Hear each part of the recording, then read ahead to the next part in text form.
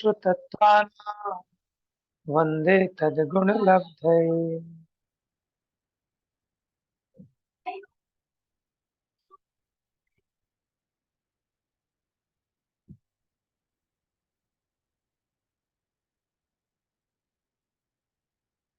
हाँ, पूनम पढ़ना चालू करो भाई।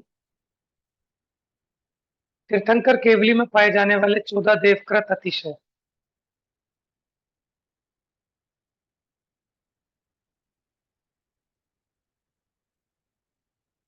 हेलो। हाँ पढ़िए। हेलो जय जय भैया। हाँ जय जिनेन्द्र। भैया गला खराब है, पढ़ा तो अच्छा नहीं अच्छा, कोई जाएगा बात मेरा नहीं। नहीं, पूरा। रहने दो रहने दो रहने दो। रहने दो, और खराब हो जाएगा फिर जाम हो जाएगा। हाँ, पूनम भाभी पढ़ेंगी क्या?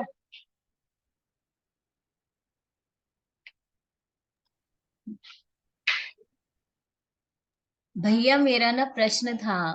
हाँ पूछिए। भैया मुझे उस टाइम पे ही पूछना था, दीपावली के टाइम पे क्लासेस नहीं हुई थी। मैंने गोधा जी के प्रवचन में सुना था कि उन्होंने बताया था दीपावली कैसे मनाएं। हम्म तो उसमें वो बताते हैं कि घर में दीपक नहीं जलाने चाहिए, जैसे मंदिर जी में ही पूजा करनी चाहिए। हम्म। तो मुझे उसके बारे में प्रॉपर जैसे विधि होनी चाहिए वो पूछनी थी। हम्म। देखो, पहले तो ये क्लियर होना चाहिए कि हम दीपावली मना क्यों रहे हैं। ठीक है ना? देखो, जब तक हमें नहीं पता था तब तक तो हम देखा देखी लौकिक रीति से करते थे। तो उसको कहते हैं लोक मूर्ता, कि लोक में जैसा सब कर रहे हैं वैसे ही देखा देखी हमने भी प्रारंभ कर दिया। लेकिन अब जब हमें समझ में आ गया कि हम तो दीपावली इसलिए मनाते हैं कि इस दिन भगवान महावीर स्वामी निर्वाण को प्राप्त हुए थे, है? और उसी दिन शाम को गौतम गणधर, उनको केवल ज्ञान की प्राप्ति हुई थी। ठीक है? तो सुबह के समय हम भगवान महावीर की पूजा करते हैं, स्तुति पढ़ते हैं, निर्वाण कांड पढ़ते हैं। वो तो हो गया प्रोग्राम मंदिर जी में। ठीक है? शाम के समय गौतम गणधर को केवल ज्ञान की प्राप्ति हुई, इसलिए जगत के लोग माने वो ज्ञान के दीपक के रूप में उस दीपक को प्रकाशित करते हैं। और उस समय माने लाइट वाइट का जमाना नहीं रहा होगा। ठीक है? तो दीपक वैसे भी जला करते थे, कोई आपत्ति नहीं थी। लेकिन अब हम जो दीपक जला रहे हैं उसका कोई लॉजिक होना चाहिए, है ना? अब घर में जो हमने दीपक जलाए, चलो आप दो चार आपको जलाने हैं दिखाने के लिए कि हाँ हमारा कोई त्योहार है, खुशी है, तो कोई आपत्ति भी नहीं है। ठीक है? घर गृहस्थी में उतनी हिंसा होती भी है। लेकिन उस कार्य को हम धर्म मानकर अगर कर रहे हैं अथवा तो लोक मूर्ता से कर रहे हैं, देखा देखी, ठीक है, तो वो तो ये जो हमने कल पढ़े थे ना, लोक मूर्ताओं से रहित होता है सम्यक दृष्टि, वो अमूढ़ दृष्टि अंग चला था कल, तो वो मूर्ताओं में आता है। तो हमें क्या करना चाहिए? देखो, घर पे पूजा पाठ आप जो करते हैं, करने का निषेध नहीं है, लेकिन अगर संभव हो तो साक्षात मंदिर में जो भगवान के सन्मुख आपका चित्त लगता है, जो उपयोग की एकाग्रता होती है, वो घर में नहीं हो सकती। घर में भी करना चाहिए, ठीक है, लेकिन मंदिर का सब्स्टिट्यूट नहीं है कि मंदिर ना जाए और घर में ही कर लें, है ना? हम लोग तो यही कोशिश करते हैं कि मंदिर में जाकर मंदिर में पाठ आदि पढ़ें, लेकिन उसके बाद जैसे समय हो या फैमिली के कोई लोग आ रहे हैं तो बैठ के भी अपना भगवान की पूजा स्तुति आदि पढ़ें। उसमें भी माने वो सब जो क्रियाएं ज्ञानी लोग करते हैं कि गणेश लक्ष्मी की मूर्ति रखना अथवा पैसों की पूजा करना और दुनिया भर के दीपक जलाना, जबकि साक्षात अपने को दिख रहा है कि उस दीपक की लो पर आकर कितने मच्छर मरते हैं, उस घी में भी मच्छर पड़े रहते हैं। ठीक है ना? तो जो विवेकी जीव है उसका मन तो नहीं मानेगा। हम्म। तो इसलिए हमें अगर ये बात समझ में आएगी कि हम दीपावली क्यों मना रहे हैं, और हम दीपावली नहीं कहते, हम तो वीर निर्वाण महोत्सव कहते हैं। दीपावली तो वो कहते हैं कि जो दीपों की आवली जलाते हैं, क्योंकि सभी धर्मों में दीपावली से कोई ना कोई प्रसंग जुड़ा हुआ है, तो सब अपने अपने प्रसंग के हिसाब से उस दीपावली को मनाते हैं। ठीक है, हमें बुद्धिपूर्वक ये विवेक रखना चाहिए कि जिस काम में हिंसा बहुत हो और लाभ थोड़ा हो, तो उस काम को छोड़ देना चाहिए। जिसमें कदाचित थोड़ी बहुत हिंसा भी हो लेकिन लाभ बहुत हो, तो उस काम को करना चाहिए। ठीक है ना, ये तो अपना विवेक है। बाकी जैसी अपनी दशा हो, जैसी सिचुएशन हो, सरकमस्टांसेस हो, अगर लगता है कि पराधीनता है, घर में कषाय ज्यादा हो जाएगी, कलेश हो जाएगा, तो ज्यादा हठ भी मत करना। धीरे धीरे, ठीक है ना, धीरे धीरे उस चीजों में परिवर्तन लाना। क्योंकि बहुत सारे काम जहां अपने को लगता है कि कषाय बढ़ाने का भी काम नहीं करना, अपनी स्थिति देखकर, अपने विवेक पूर्वक, हर एक की अपनी दशा अलग अलग हो सकती है। ठीक है ना, उपदेश तो सामान्य होता है, क्योंकि हमें नहीं पता कि आपके घर का क्या माहौल है, आपकी सिचुएशन क्या है। ऐसा ना हो कि कल से मंदिर जाना भी बंद, कि मंदिर जाके हमारे घर में झगड़ा होता है, तो कल से मंदिर नहीं जाओगे। ये स्वाध्याय सुनते हो ना, इससे सारी गड़बड़ हो गई घर में, सब कुछ डिस्टर्ब हो गया। पहले हम कहते थे होटल चल, तो होटल चली जाती थी। हम कहते थे सिनेमा चल, तो अब सिनेमा चली जाती थी। अब ना होटल जाती ना सिनेमा, तो कल से प्रवचन बंद, मंदिर बंद। तो अपनी बुद्धिमानी से आपको उस सिचुएशन से निभाना है ना। अब चेलना थी, अब उसको श्रेणिक मिला, ठीक है ना, और वो छल से अभय कुमार लाए थे उसको, और वो ये तो मानकर कि जैन धर्म के बहुत बड़े भक्त हैं, लेकिन अब कर्म का उदय ऐसा आया, फंस गई तो फंस गई। लेकिन बहुत बुद्धिमानी से, ठीक है ना, राजा श्रेणिक को भी धर्म में कैसे लगा लिया। ऐसे अनेक प्रसंग पुराणों में आते हैं। ठीक है, तो सुनना सबकी, लेकिन अपने विवेक को जागृत करके उसको अप्लाई करना। ठीक है ना, नहीं तो क्या होगा कि बहुत के चक्कर में ऐसा ना हो कि थोड़ा भी जाए, लेकिन प्रमाद का पोषण भी नहीं करना, अपने छल का पोषण भी नहीं करना, अपनी कषाय का पोषण नहीं करना। ठीक है ना, माने आज घर में किसी ने कहा कि आज मंदिर नहीं जाना, आज हमें पार्टी में जाना है, तो कोई बात नहीं, एक दिन मंदिर छोड़ देना, ताकि बाकी 6 दिन जा सको। ठीक है, और लगे कि अगर आज नहीं मानी तो 6 दिन भी नहीं जा पाएंगे। तो उसी प्रकार सभी लौकिक प्रसंगों में, कि आपको लगे कि हमारी सास बुरा मान जाएगी, घर में झगड़े हो जाएंगे, तो सबकी सिचुएशन अलग अलग होती है। ठीक है ना, तो उस हिसाब से धीरे धीरे ऐसे करना कि सामने वाला भी उस चीज को समझे और उसका हृदय परिवर्तित हो जाए। ठीक है, एकदम क्रांति लाने के चक्कर में भी मत पड़ना, पहले अपनी श्रद्धा को पलटना, अपना विवेक जागृत करना, तो मजबूती भीतर से अपने आप आती है।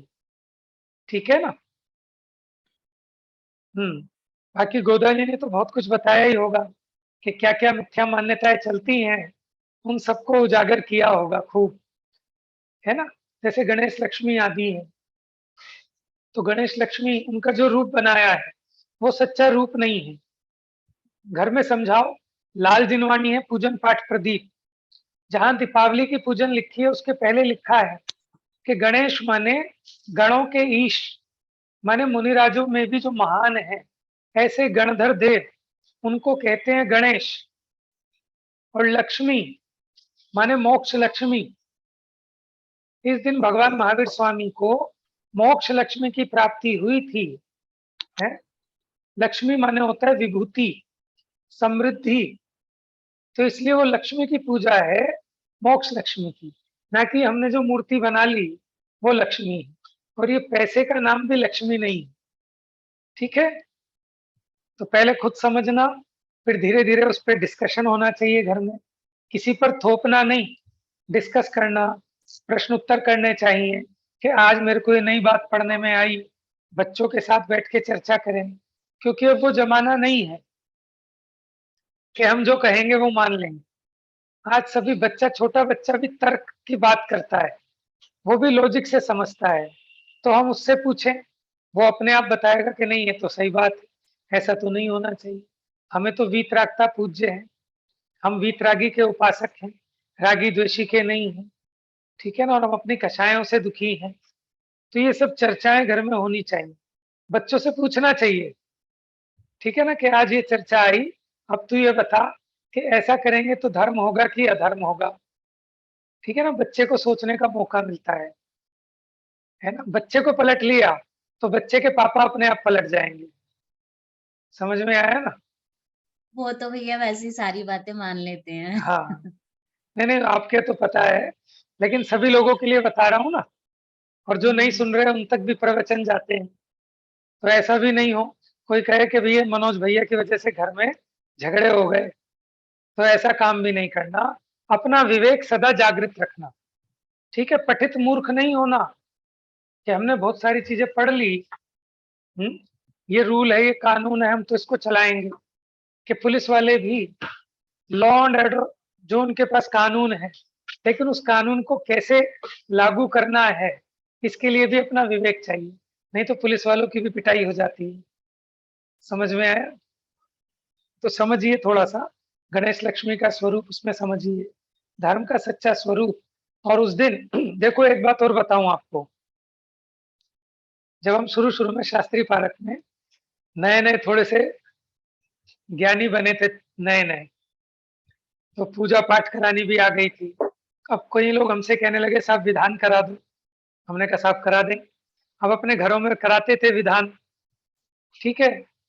तो हमें ये बात समझ में आई कि लोग बाग जो अपने घरों में विधान कराते हैं, तो उनकी ऐसी बुद्धि रहती है कि घर में विधान कराने से घर की शुद्धि हो जाएगी, कि जो हमारा मकान है ये ज्यादा दिन चलेगा, भूकंप आएगा तो इसका छज्जा नहीं गिरेगा, और फिर गंदोदक छिड़कते हैं।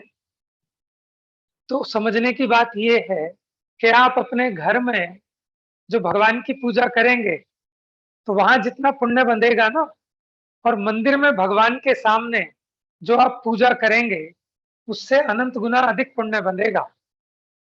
उसका रीजन है, देखो घर में आप विधान रखो, आपका पहले तो उपयोग नहीं लगता, फिर कभी कोई मेहमान आ रहा है, कभी कोई मेहमान आ रहा है, तो जब तक आपके उपयोग की एकाग्रता नहीं होगी, धर्म तो दूर, पुण्य भी नहीं बंधेगा। समझ में आ रहा है ना? तो अगर किसी को कोई लौकिक वांछा भी है, तो उसको भी विवेक लगाना चाहिए कि जो लौकिक संपदाएं प्राप्त होती हैं, ये कर्म के उदय के हिसाब से होती हैं, और कर्म का बंध परिणामों से होता है, कि परिणामों में तो चलता रहे पाप भाव, अशुभ भाव, आरंभ परिग्रह जोड़ने का भाव, है ना। तो पुण्य कैसे बंधेगा? आरंभ परिग्रह के त्याग का भाव, वो पुण्य बंध का कारण है। ये संपदाओं को छोड़ने का भाव, ये मंद कषाय रूप भाव है।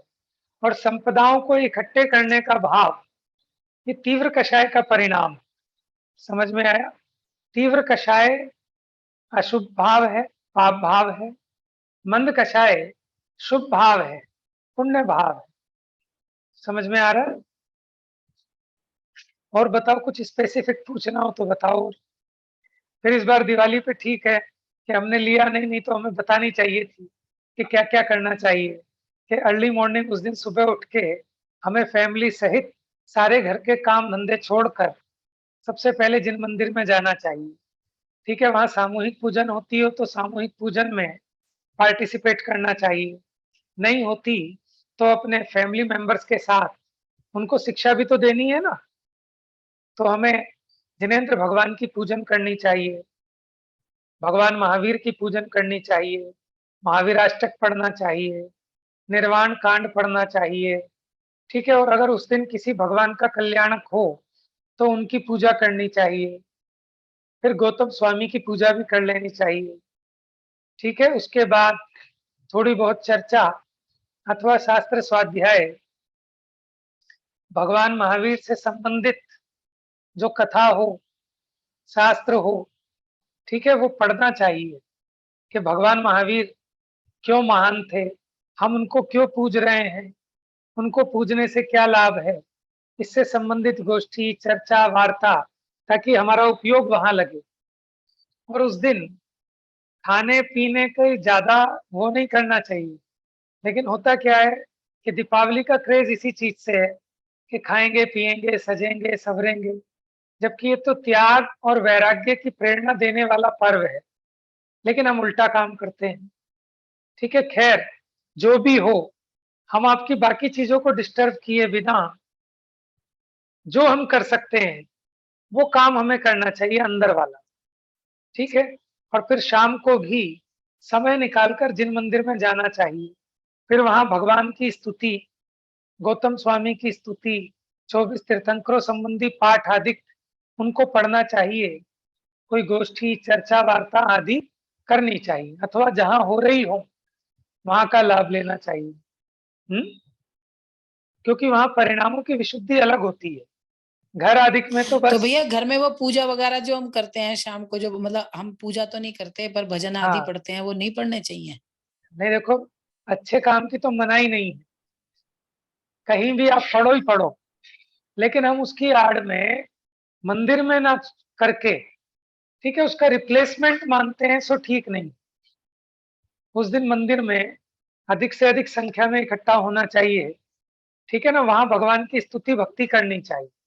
फिर अगर आपकी जो परंपरा है फैमिली की, सबकी राजी खुशी के लिए करना चाहो घर पे भी करो, लेकिन एक मोह है जीव का कि घर सूखा रह गया, कि कोई सूखा नहीं रहा, कि परिणाम भिगाने हैं। ठीक है, ये जो आपके घर का छज्जा ये टिकता है तो आपके पुण्य के उदय से टिकता है, कि यहाँ पे बैठ के हम वो चावल फेंकते हैं, कि गंधोदक के छींटे मारते हैं, इससे नहीं संबंध उसका। वो तो आपके पुण्य का उदय होगा तो आपके सारे संयोग अनुकूल रहेंगे, और आपके पाप का उदय होगा तो सारे के सारे विपरीत रहेंगे। समझ में है ना? तो इतना विवेक तो जागृत होना ही चाहिए कि नफे का काम क्या है और टोटे का काम क्या है।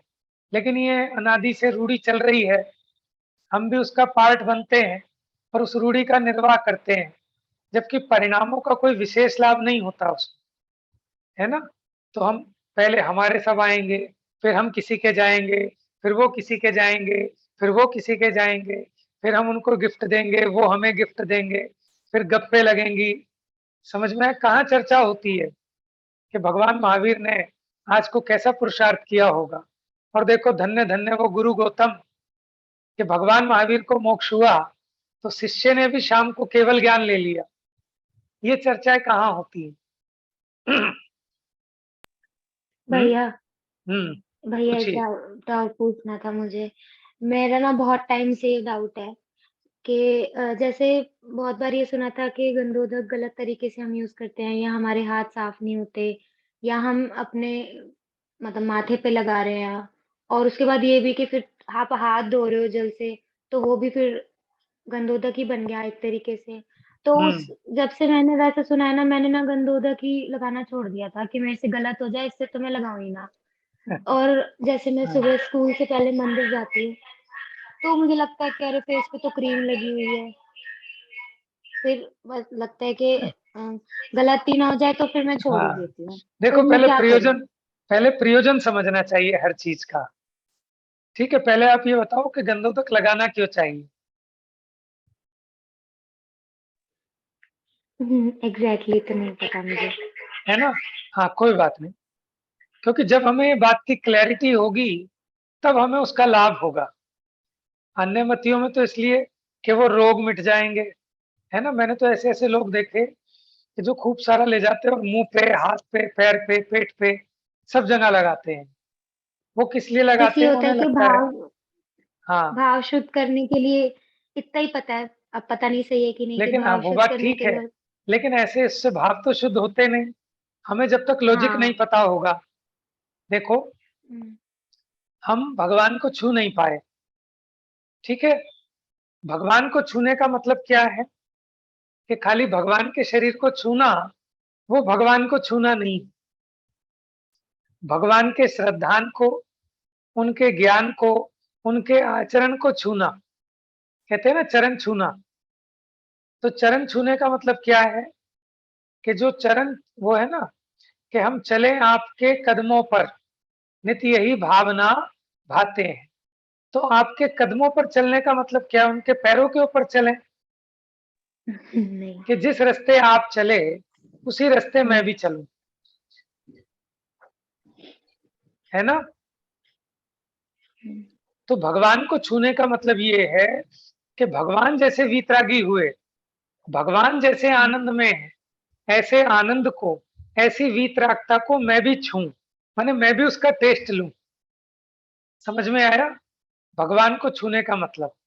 और जो सुबह प्रक्षाल करते हैं वो भगवान को छूने की भावना यही है।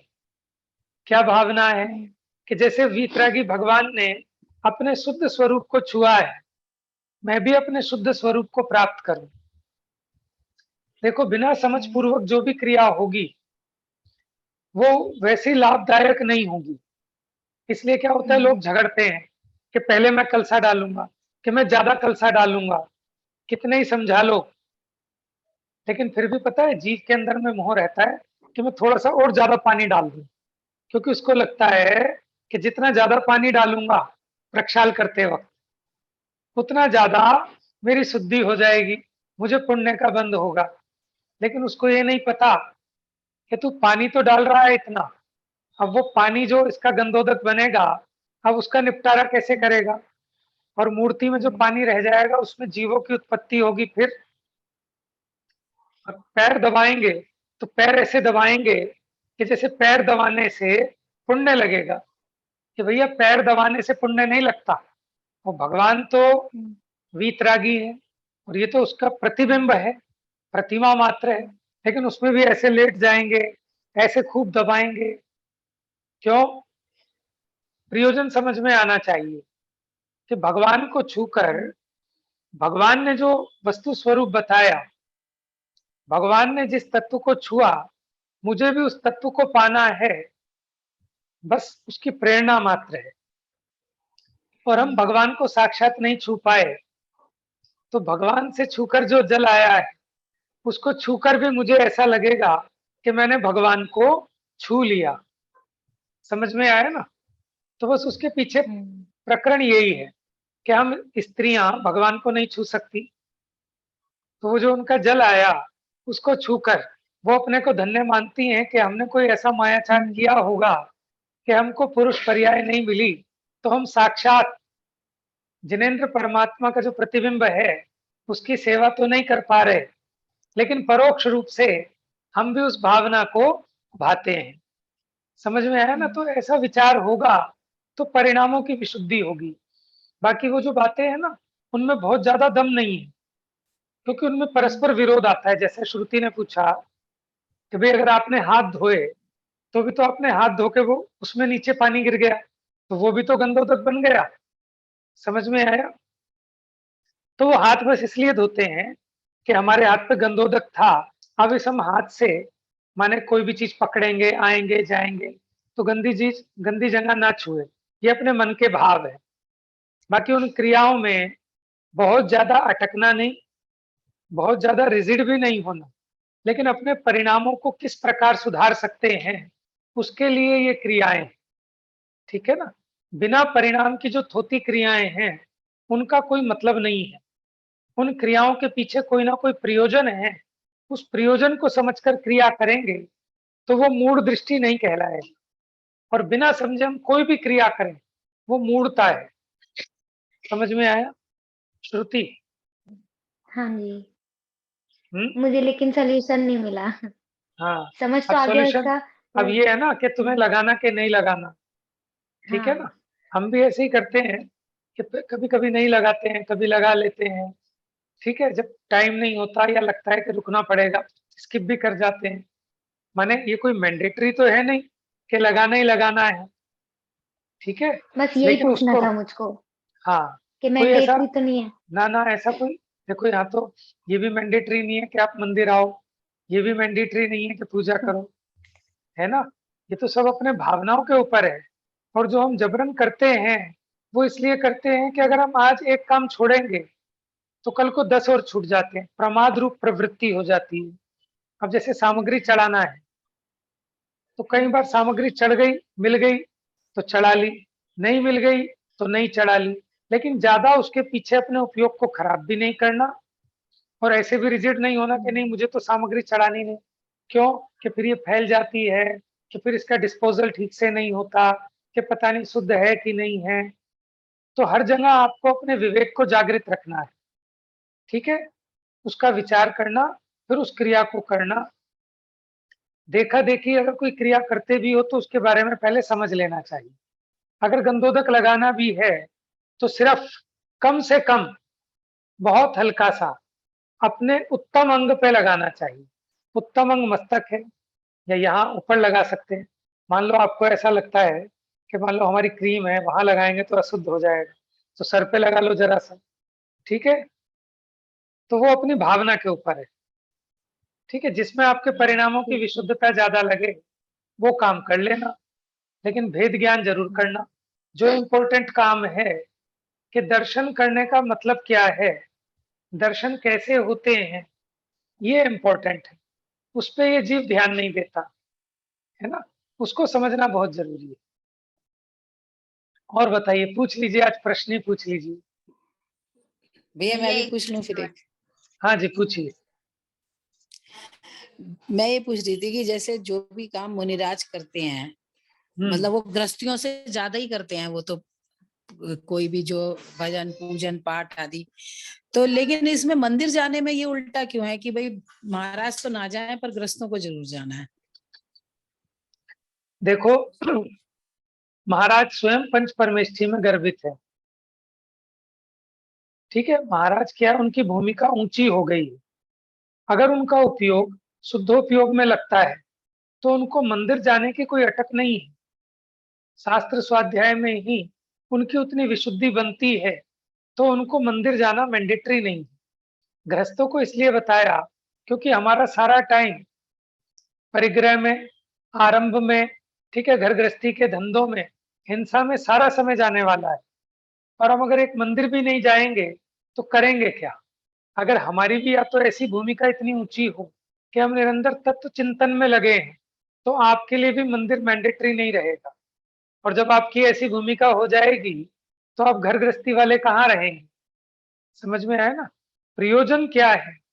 प्रयोजन वीतरागता को साधने का है, ये उसका अवलंबन है। अब जिसको इस अवलंबन की जरूरत है वो अवलंबन ले। अब आप कहो कि छोटे बच्चे के लिए तो मैंडेटरी है, क्या कहते हैं वो, गडूला, उसको क्या कहते हैं, बच्चों का जो जिसमें पैर रख रख के चलते हैं ना, वॉकर। हाँ, गडुलना ही कहते हैं, वॉकर भी कहते हैं और वॉकर, गडुलना तो कहते थे पहले। कि बच्चे को तो वॉकर लेके चलना जरूरी है, हम बिना वॉकर के क्यों चल रहे हैं? कह रहे वो चल नहीं पाता, चलना सीख जाए, उसके लिए वॉकर है। और जो बिना वॉकर के चल सकता है उसके लिए मैंडेट थोड़ी करेंगे कि वॉकर लेके चलो। कि हमारा और आपका उपयोग बिना जिन दर्शन के, मंदिर आदि के, ठीक है ना, वो कसायों की मंदता नहीं हो पाती, अपना उपयोग नहीं पलट पाता, ठीक है? इसलिए हमारे लिए मैंडेटरी है। और मुनिराज को इसकी कोई अटक नहीं है, वो तो बिना किसी सहारे के, बिना अवलंबन के बढ़िया चल रहे हैं, तो उनको कोई ऐसा नहीं है कि नहीं करने, ऐसा भी नहीं, और जरूर करने ही करने हैं, ऐसा भी नहीं। समझ में है ना? वो तो स्वयं पंच परमेष्ठी में मतलब वो सम्मिलित है। बिना मंदिर जाए भोजन कर सकते हैं? बिल्कुल कर सकते हैं, उनको ऐसी अटक नहीं है। मानो जंगल में मुनिराज रहते हैं, अब वो कहाँ पहले मंदिर ढूंढेंगे, है ना? तो उसके साथ बहुत सारी पराधीनताएं भी आती हैं। सहजता में जैसा भाव हुआ, ठीक है, भीतर में शुद्धोपयोग चल रहा है और बहुत गुणता चल रही है, तो उनको वैसी अटक नहीं है। जैसा अपना परिणाम होते हैं, बहुत उपयोग को खींच खांच कर कोई क्रिया नहीं करते हैं, ठीक है ना? क्योंकि जो उनके 28 मूल गुण हैं उसमें उस तरह का कोई है नहीं। और पूछिए। ठीक है भैया, धन्यवाद। हाँ भैया जी। एक प्रश्न था हम्म कि क्या वो उन्हीं के प्रवचनों में ही सुना था, गोधा जी के प्रवचनों में उन्होंने बताया था कि जो तीर्थंकर होते हैं वो हम्म कभी ओम शब्द का उच्चारण नहीं करते। हम्म और जैसे क्योंकि ओम में वो खुद स्वयं होते हैं इसलिए वो हाँ ओम शब्द का कभी भी उच्चारण नहीं करते, ना हाँ नमोकार मंत्र वगैरह पढ़ते हैं। हम्म तो ऐसे ही हाँ। सामान्य भगवान जो होते हैं क्या उनके साथ भी यही होता है, वो ओम शब्द का उच्चारण नहीं करते? और वो नहीं करते तो क्यों नहीं करते? देखो ऐसा नहीं है, जो तीर्थंकर हैं वो स्वयं बुद्ध होते हैं। क्या होते हैं? स्वयं बुद्ध। दो तरह के जीव होते हैं, एक होते हैं बोधित बुद्ध, जो किसी के समझाए जाने पर समझते हैं।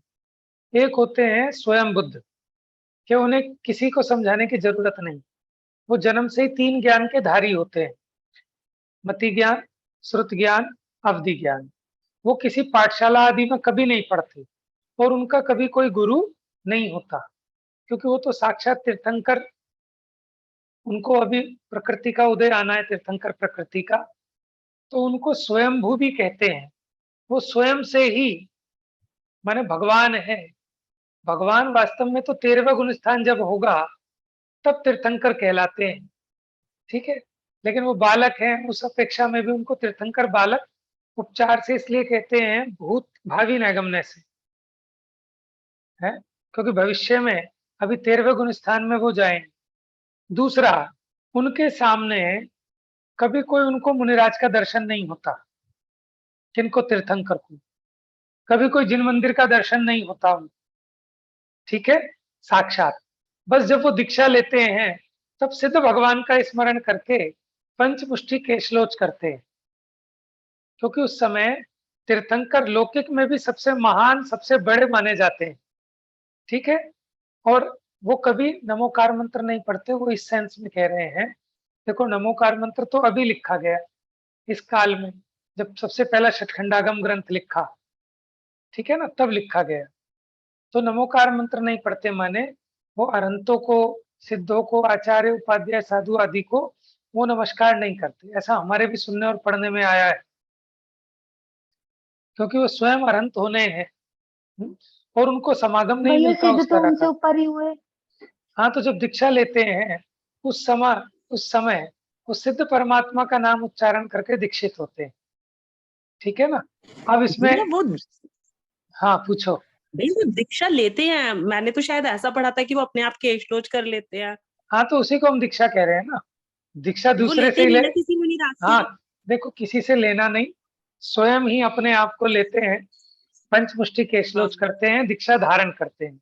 शब्द ये अपने आप सही ही है करते हैं। कि दीक्षा धारण करते हैं, सिद्ध भगवान की हाँ, साक्षी। भैया कह के दीक्षा हाँ लेते हैं, यही बताया था उन्होंने। हाँ, तो अब उसमें ओम तो आ गया।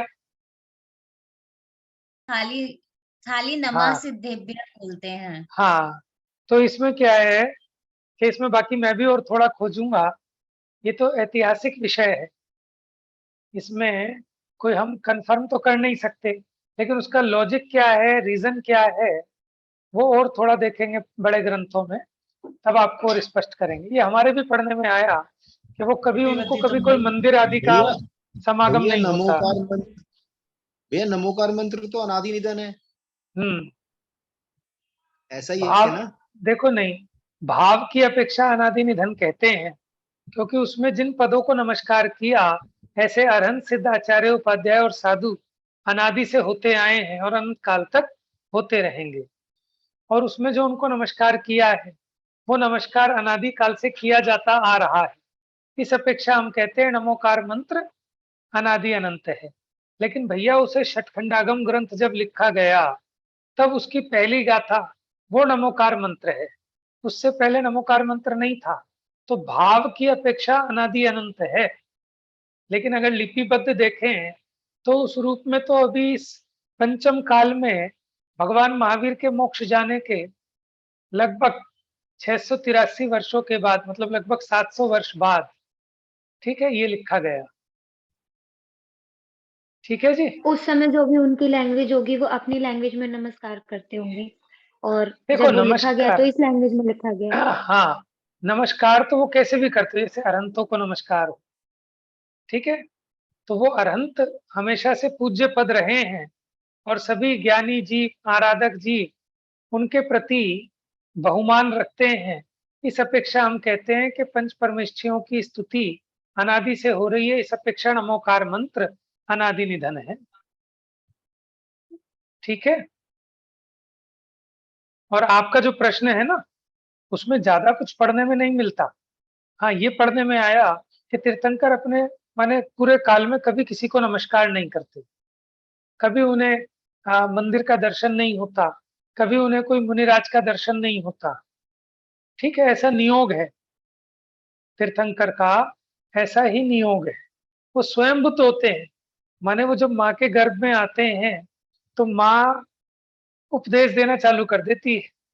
जो छठ कुमारी देवियां, ठीक है, उनके साथ रहती हैं, वो बड़े बड़े अजीब और तो वो गरीब अपने प्रश्न माँ पूछती हैं। बाप को भी नमस्कार नहीं करते कभी? मेरे ख्याल से नहीं करते हैं क्या? नहीं, बाकी वो स्पष्टीकरण देख के बताएंगे। पूरा 3 लोग उन्हें नमस्कार करता है, ठीक है।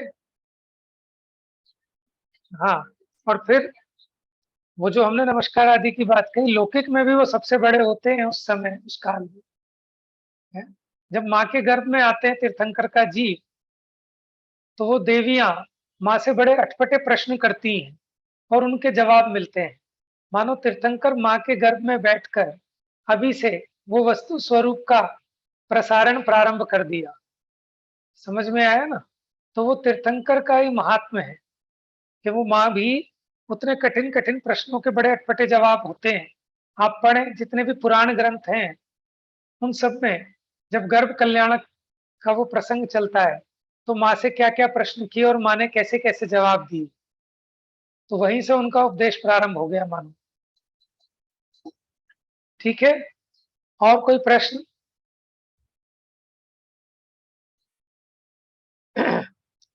तो अपना जो विषय चल रहा है भाई उस, ये हाँ, आपकी सुबह की कक्षा, जो मैंने सुबह की कक्षा सुनी थी, जो आपने उसमें वो बता रहे थे कि नो वो नो कर्म। नौ कर्म, हाँ नौ कर्म, कि नौ कर्म की जो आप व्याख्या बता रहे थे कि जिस भी चीज के प्रति देख के हमारा कोई राग द्वेष होता है तो वो हमारा नौ कर्म है। तो वो चाहे कोई मतलब बिल्कुल अननोन चीज हो, पहले तो हमने बिल्कुल यही सुना था, मतलब जहां तक मैंने बिल्कुल। पढ़ा था कि नौ कर्म वो होते हैं कि जो हमें संयोग में चीजें मिली हैं वो नौ कर्म है। हम्म, लेकिन मतलब जैसे सड़क चलती कोई गिलहरी जा रही है और हमने अगर ऐसे कह हाँ दिया बड़ी क्यूट है, तो वो हाँ, हमारा नौ कर्म हो गई। बिल्कुल बिल्कुल। अच्छा। अज्ञानी यही तो गड़बड़ करता है ना। था तो वो गे, लेकिन उसके संबंध से देखो, वहां आपके कर्म का उदय आया तभी तो आपको वो अच्छी लगी। उसके निमित्त से आपने आपने अनुकूलता महसूस की, आपने अच्छा फील किया घास को देखकर, ठीक है। तो वो घास आपका नौकर्म है, क्योंकि उसके माध्यम से आपने अपने कर्म के उदय को, फल को भोगा और उसके निमित्त से नवीन कर्म भी बांधा, इसलिए आपने अपना उसको नौकर्म बना लिया, जबकि वो आपके ज्ञान का ज्ञेय थी। लेकिन अज्ञानी उन पर पदार्थों में भी इष्ट अनिष्ट की कल्पना करके उसके निमित्त से अपने पूर्व कर्म के उदय को भोगता है और नवीन कर्म का बंद करता है। इस अपेक्षा वो बात कही, और मैंने डॉक्टर भारिल जी से सुनी थी सबसे पहले। ठीक है ना? मतलब मुझे बहुत आज अच्छा लगा, बहुत एकदम से नई तरीके से नौ कर्म समझ में आया। हाँ बहुत ही मतलब एकदम अलग ही लगी व्याख्या। नहीं तो अभी तक मेरे हाँ, को क्या समझ थी, मेरी समझ ये थी कि भाई जो मेरे को पदार्थ मिले हैं, घर में मेरा मकान है, मेरी हम्म गाड़ी है, ये मेरा नौकर्म है, ये मेरा शरीर मेरा हम्म। नौकर्म है। लेकिन इस हिसाब से तो कोई भी चीज हो, कहीं पे भी हम कर रहे हैं, वो ही मेरा नौकर्म मैंने हो गई। कई बार ये बताया, हम गली से निकल रहे हैं और हमने देखा कि देखो बेवकूफ आदमी है 100 गज का मकान बनाया है इसने, और कितने बेढंगे तरीके से बना लिया, तो बस वो हमारा नौकर्म हो गया। समझ में आया ना? तो बिना मतलब, मतलब कहाँ कहाँ हम अपनापन स्थापित कर लेते हैं, इससे तो ये हाँ बात सिद्ध हुई। बिल्कुल, है ना? तो अपना कोई मतलब नहीं, कोई लेना नहीं, कोई देना नहीं, बिना मतलब कर्म बांधते हैं। हम्म। और कोई प्रश्न? प्रीति समझ में आ रहा है? शालू समझ में आ रहा है? हाँ, कोई बात, कोई कठिन लगे भैया पूछ मुझे एक लिया बात करो। पूछनी थी। पूछ लो पूछ लो। भैया जैसे शास्त्रों में पढ़ते हैं तो जैसे इसमें पढ़ते हैं कि ये शादियां होती थी जो ये भाई बहनों में हो जाती थी, ऐसा क्यों हम्म। होता था? भाई बहन मतलब सगे भाई बहन नहीं, भैया मामा, हाँ, पहले मामा मामा, मामा की नाना लड़की से, बोल। पर मामा की भैया लड़की अभी से। मैंने